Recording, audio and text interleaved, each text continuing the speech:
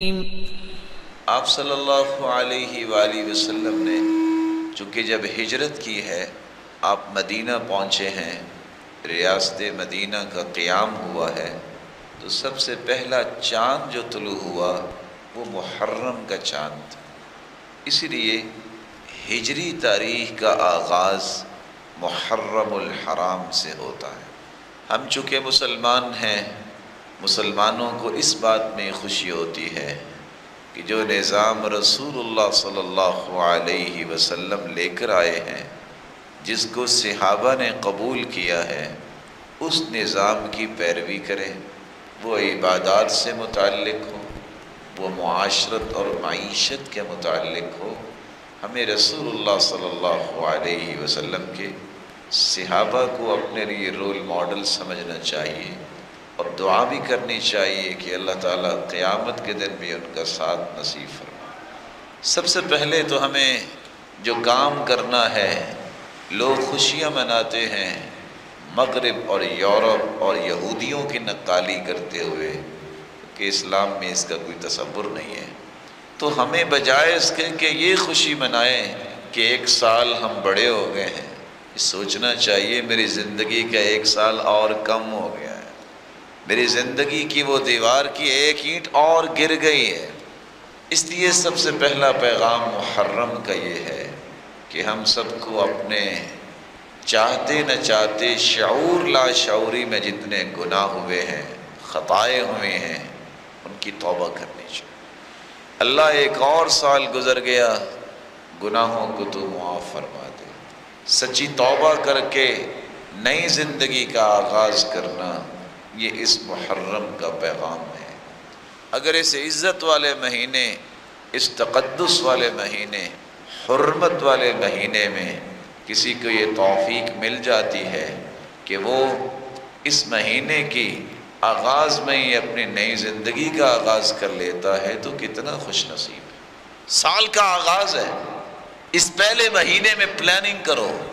جس طرح اللہ کی رضا کی پلاننگ ہے، اس طرح اللہ ذوالجلال کے مخلوق کے لیے بہتر پلاننگ کرو۔ آپ کو شاید یاد ہوگا رسول اللہ صلی اللہ علیہ وسلم نے یہ محرم ہی تھی، یکم محرم، جب آپ نے دنیا کے بادشاہوں کو اسلام کی دعوت دینے کے لیے خطوط لکھے۔ آج ہم اپنے پڑوسی کو دعوت دینے پہ بخل کرتے ہیں، اپنے گھر والوں کو نماز کی پابندی کی بات کرنے سے ڈرتے ہیں۔ اللہ کے رسول نے دشمنوں کو، کافروں کو، مجوسیوں کو، اور جو اس وقت بڑے بڑے سرغنے تھے، ان کو خط لکھے، مسلمان ہو جاؤ، آ جاؤ اسلام کی طرف۔ ہمیں اپنی دعوت کو پھیلانے کے لیے پلاننگ کرنی چاہیے۔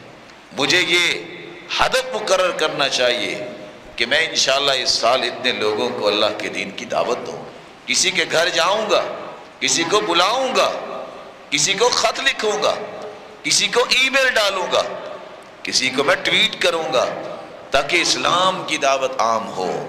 مسلمانوں، اپنے دین کو پھیلانے کے لیے سوچو۔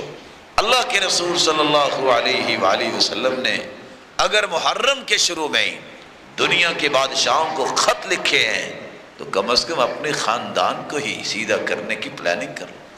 شادی پہ ہر بندہ جاتا ہے، دعوت پہ ہر بندہ جاتا ہے، بلکہ نجائز دعوتوں پہ بھی جاتا ہے۔ موسیقی لگی ہے، رقص ہو رہا ہے، یہ چھوٹے ختنے ہیں، یہ بڑے ختنے ہیں، سارے جاتے ہیں۔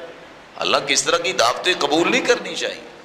کبھی اس نیت سے بھی خاندان کی دعوت کرو، آؤ کھانا کھائیں اور مل کے اللہ کے دین کی بات کریں۔ کبھی کسی نے کیا؟ اللہ کے رسول نے کیا ایسا؟ سارے خاندان کو بلایا اور بلا کے کیا کہا ہے؟ قیامت کو میں تمہارے کام نہیں آؤں گا، اپنے آپ کو جہنم سے بچا لو۔ چچا کو بھی کہا ہے، پپھو کو بھی کہا ہے، بیٹی کو بھی کہا ہے۔ اس طرح کی پلاننگ بھی کیا کرے۔ موسیٰ علیہ السلام کو اللہ نے آزادی دی، فرعون کو غرق کیا، تو کب؟ اسی محرم۔ اگر کوئی گناہوں میں کی بیڑیوں میں جکڑا ہوا ہے تو اپنے آپ کو آزاد کر لے۔ اگر کسی نے ظلم کا پنجہ گاڑا ہوا ہے کسی غریب پہ تو اللہ سے ڈر کے اس محرم میں اپنے پنجے اٹھا لے۔ وَمَا مِن ظَالِمٍ إِلَّا سَيُبْلَى بِأَظْلَمِ۔ آج اگر وہ ظلم کرتا ہے تو اسے یاد رہنا چاہیے اللہ اسے بڑا ظالم اس پہ مسلط کر دے۔ اللہ کے رسول صلی اللہ علیہ وآلہ وسلم کی بیٹی، ان کا نکاح بھی ہوا تو محرم کے اندر۔ آج نہ جانے مسلمانوں کو کہاں سے یہ سوچ مل گئی کہ محرم میں نکاح نہیں کرنا۔ رسول اکرم صلی اللہ علیہ وسلم کی بیٹی کا نکاح محرم میں ہو رہا ہے۔ یہ اچھوت جو ہے، یہ تو سرحد پار لوگوں کا کام ہے۔ یہ چیز اچھوت ہے، یہ چیز اچھوت ہے، اس مہینے میں شادی کریں تو یہ ہو جائے گا۔ سرتاج رسول کی بیٹی کی شادی ہوئی تو اس کو تو کچھ نہیں ہوا۔ اللہ ذوالجلال سے دعا ہے، اللہ ذوالجلال ہم اس مہینے کی قدر کرنے والے بنے۔ اللہ کے رسول زیادہ سے زیادہ روزے رکھا کرتے تھے۔ یہ واحد مہینہ ہے جس کی نسبت اللہ کی طرف کی گئی، شہر اللہ المحرم، یہ حرمت والا مہینہ اللہ کا مہینہ ہے۔ اس میں اللہ سے توبہ کیجئے، 9-10 تاریخ کا روزہ رکھیے، اپنے گناہوں کی معافی مانگیے، اور دوبارہ سے اپنے ایمان کو اور اپنے معاشرے کو بلڈ کرنے کی پلاننگز کیجئے۔